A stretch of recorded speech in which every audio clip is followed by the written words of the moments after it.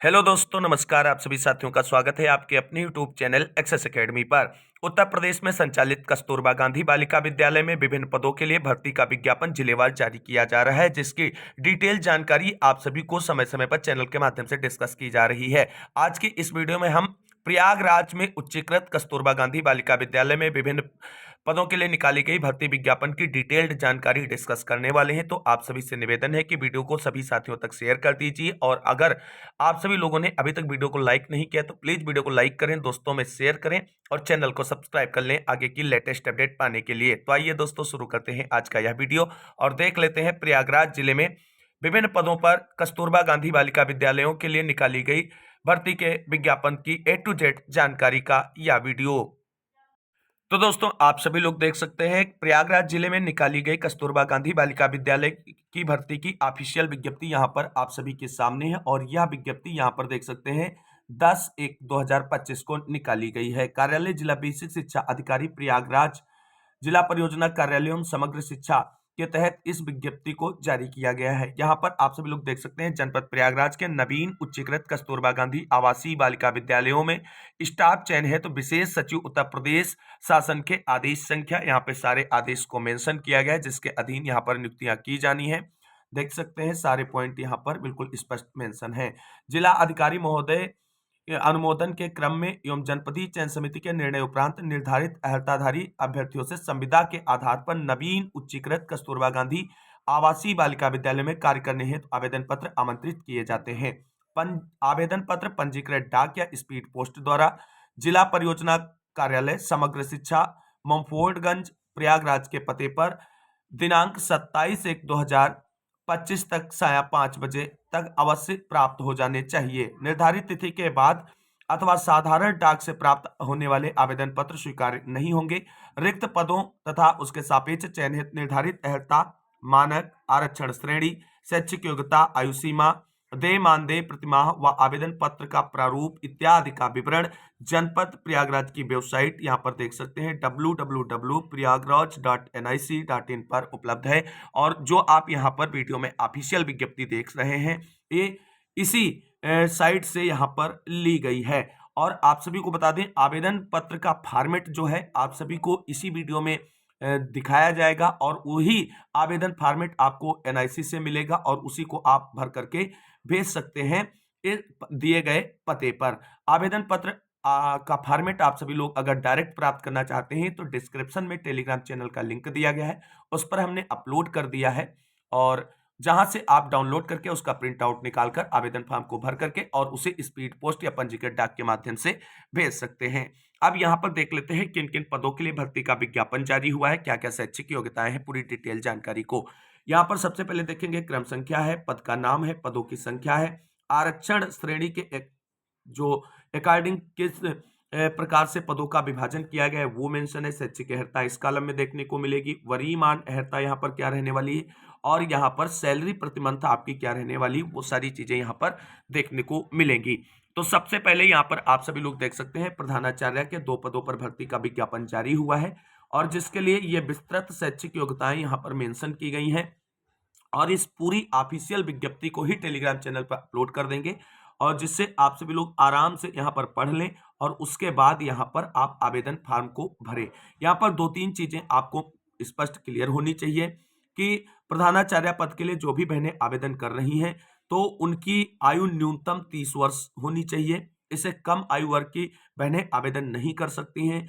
इसके साथ साथ यहाँ पर एक पॉइंट और देख लें, कक्षा 9 से 12 तक में कम से कम 4 वर्ष का शिक्षण का अनुभव हो, या विभाग द्वारा मान्यता प्राप्त किसी जूनियर हाई स्कूल के प्रशिक्षण स्नातक प्रधानाध्यापक के रूप में कम से कम 4 वर्ष का अनुभव हो, और ये चीज आपको ध्यान रखनी है। तो यहाँ पर टीचिंग का एक्सपीरियंस मस्ट है प्रधानाचार्य के लिए। वो आप किसी भी मान्यता प्राप्त संस्था में अगर आपने शिक्षण का कार्य किया है तो भी चल जाएगा, या जो है अन्य स्तर से कोई आपके पास शैक्षणिक एक्सपीरियंस है तो भी वहां पर चल जाएगा। और प्रधानाचार्य के पदों के लिए सैलरी 30,000 रुपए पर मंथ यहाँ पर निर्धारित की गई है। अगली भर्ती यहाँ पर आप सभी लोग देख सकते हैं कि PGT हिंदी के लिए 2 पदों पर निकाली गई है, जिसके लिए अनिवार्य शैक्षिक योग्यता हिंदी में MA तथा संस्कृत के साथ BA अथवा शास्त्रीय परीक्षा राजकीय संस्कृत वाराणसी, जिसे आप संपूर्णानंद विश्वविद्यालय कहते हैं उससे की हो तो आवेदन कर सकते हैं। और इसके लिए सैलरी यहाँ पर 22,000 रुपए पर मंथ रखी गई है। पीजीटी अंग्रेजी के 2 पदों पर भर्ती का विज्ञापन जारी हुआ है और सैलरी इसके लिए 22,000 निर्धारित की गई है। और नियमानुसार यहाँ पर शैक्षिक योग्यता जो है वो किस स्थापित उत्तर प्रदेशी अथवा किसी अन्य मान्यता प्राप्त विश्वविद्यालय से अंग्रेजी विषय में स्नातकोत्तर उपाधि यानी पोस्ट ग्रेजुएट डिग्री, किसी ट्रेनिंग कॉलेज से एलटी डिप्लोमा या किसी मान्यता प्राप्त विश्वविद्यालय से एजुकेशन में डिग्री या डिप्लोमा रखने वाले को प्राथमिकता दी जाएगी। अगली भर्ती यहाँ पर आप सभी लोग देख सकते हैं पीजीटी गणित के 2 पदों पर निकाली गई है, जिसके लिए अनिवार्य शैक्षिक योग्यता एमए अथवा एमएससी गणित है तो आप आवेदन कर सकती हैं, या गणित में त्रिवर्षीय पाठ्यक्रम सहित बीए ऑनर्स अथवा बीएससी ऑनर्स है तो भी आवेदन कर सकती हैं। सैलरी यहाँ पर भी 22,000 रहने वाली है। पीजीटी जीव विज्ञान के 2 पदों पर भर्ती का विज्ञापन जारी हुआ है, जिसकी डिटेल शैक्षिक योग्यता यहाँ पर आप सभी लोग देख सकते हैं। सैलरी इसके लिए भी 22,000 रुपए पर मंथ रहने वाली है। हर पद की शैक्षिक योग्यता डिटेल में डिस्कस की जाएगी, वीडियो काफी बड़ा हो जाएगा, तो इसलिए आप सभी लोग आवेदन फॉर्म भरने से पहले इस ऑफिशियल विज्ञप्ति का अवलोकन कर लें और जिस कैटेगरी की शैक्षिक योग्यता तथा अन्य एलिजिबिलिटी क्राइटेरिया को आप फुलफिल करते हैं तो आप इन पदों के लिए आवेदन कर सकते हैं। पीजीटी रसायन विज्ञान के 2 पदों पर भर्ती का विज्ञापन जारी हुआ है, जिसकी अनिवार्य शैक्षिक योग्यताएं यहाँ पर मेंशन की गई है। सैलरी इसके लिए भी 22,000 रुपए पर मंथ रहने वाली है। पीजीटी भौतिक विज्ञान के लिए 2 पदों पर भर्ती का विज्ञापन जारी हुआ है, जिसके लिए एमएससी भौतिक शास्त्र से है अगर तो आवेदन कर सकती हैं, अथवा किसी विश्वविद्यालय डिग्री कॉलेज में शिक्षा विभाग उत्तर प्रदेश द्वारा आयोजित भौतिक विज्ञान में जो है आप सभी लोग देख सकते हैं स्नातकोत्तर डिप्लोमा के साथ अगर बीएससी है तो भी आवेदन कर सकते हैं। और इसके लिए भी सैलरी यहाँ पर 22,000 रुपए जो है वो रहने वाली है। अगली भर्ती यहाँ पर जो निकाली गई है दोस्तों वो कंप्यूटर विज्ञान के 2 पदों के लिए निकाली गई है, जिसके लिए सैलरी 22,000 रहने वाली है।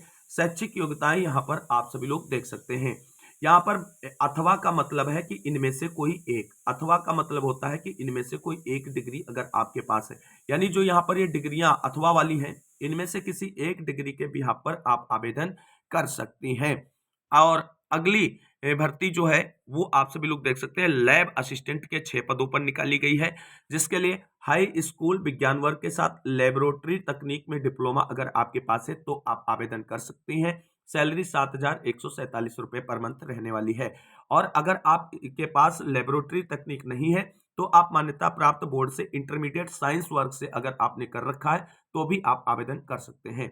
कार्यालय अधीक्षक या लिपिक के 2 पदों पर भर्ती का विज्ञापन जारी हुआ है, जिसके लिए सैलरी 12,430 रुपए पर मंथ निर्धारित की गई है। और इसकी अनिवार्य शैक्षिक योग्यताएं यहाँ पर आप सभी लोगों के लिए मेंशन की गई हैं। और कार्यालय अधीक्षक या लिपिक के लिए कंप्यूटर पर हिंदी और अंग्रेजी का टंकड़ यानी टाइपिंग आपकी आनी चाहिए। हिंदी में 25 वर्ड पर मिनट और अंग्रेजी में 30 वर्ड पर मिनट आपकी टाइपिंग स्पीड होनी चाहिए तो आप आवेदन कर सकते हैं। अगला यहाँ पर आप सभी लोग देखेंगे अगले जो पद हैं वो शिक्षणेतर कार्मिकों के लिए निकाले गए हैं। चपरासी के 6 पदों पर भर्ती का विज्ञापन जारी हुआ, चौकीदार के 6 पदों पर और रसोइया के 6 पदों पर। और इन सभी के लिए अनिवार्य शैक्षिक योग्यता कक्षा 8 उत्तीर्ण रखी गई है और अभ्यर्थी शारीरिक रूप से और मानसिक रूप से स्वस्थ होने चाहिए। चौकीदार और चपरासी की सैलरी 7,147 रुपए है, जबकि जो रसोइया है उसकी सैलरी 6,433 रुपए पर मंथ निर्धारित की गई है। अब चयन हेतु कुछ यहाँ पर इंपॉर्टेंट दिशा निर्देश उन्हें समझते हैं। समस्त पदों पर केवल महिला अभ्यर्थियों का चयन किया जाएगा, अर्थात इन पदों के लिए केवल महिला अभ्यर्थी ही आवेदन करेंगे, चाहे शिक्षक के रूप में हो या शिक्षणेतर कार्मिकों के रूप में हो, महिला अभ्यर्थियों को ही अलाउ किया जाएगा। और दूसरा पॉइंट है प्रधानाचार्य जिस विषय की यात्रा रखती होगी उस विषय की पृथक से शिक्षिका नियुक्त नहीं की जाएगी, संबंधित विषय का शिक्षण कार्य प्रधानाचार्य द्वारा ही किया जाएगा। तीसरा पॉइंट है प्रधानाचार्य के लिए न्यूनतम आयु 1 अप्रैल 2024 को 30 वर्ष और अधिकतम 45 वर्ष होगी। शेष पदों पर चयन की आयु सीमा जो है 1 अप्रैल 2024 को न्यूनतम 25 वर्ष और अधिकतम 45 वर्ष हो गई, ये बिल्कुल क्लियर है। कस्तूरबा गांधी आवासीय बालिका विद्यालय में सेवा हेतु अधिकतम आयु 60 वर्ष होगी, यानी 60 वर्ष के अधिक आयु के अभ्यर्थी जो हैं उनको नहीं रखा जाएगा किसी भी कार्य के लिए। और छठा पॉइंट है आरक्षण राज्य सरकार के निर्धारित प्रावधानों के अनुसार देय होगा।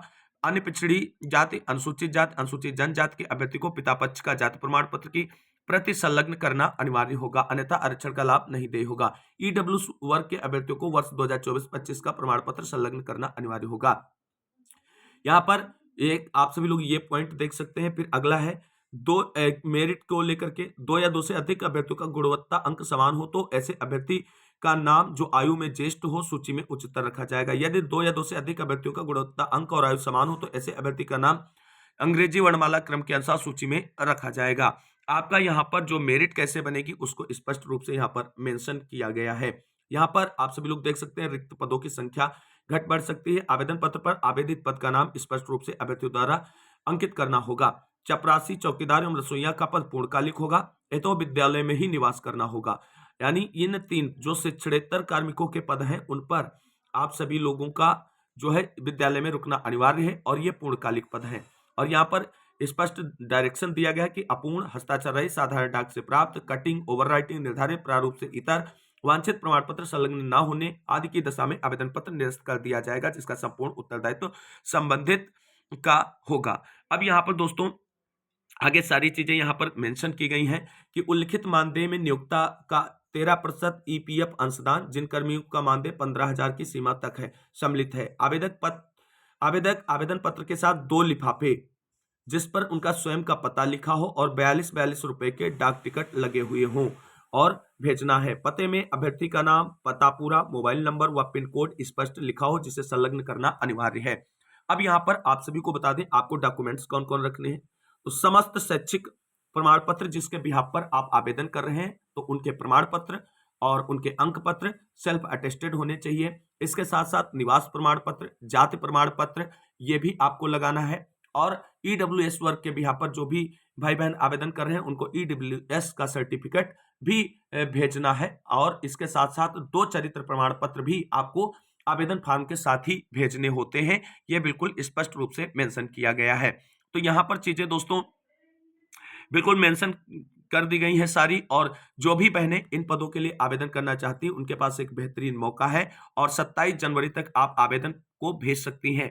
आवेदन पत्र का फॉर्मेट क्या है उसे आप सभी लोग यहाँ पर देख लें और उसी की प्रिंट आउट आप सभी लोग निकलवा लें। यहाँ पर देख लीजिए ये आवेदन पत्र का फॉर्मेट आप सभी के सामने है और इसको अपनी डिटेल के अकॉर्डिंग भरना है। बाकी कुछ भी इसमें विशेष भरना नहीं है। अपनी शैक्षिक योग्यताएं तथा अन्य जो डिटेल्ड जानकारियां वो सभी यहाँ पर भरनी है।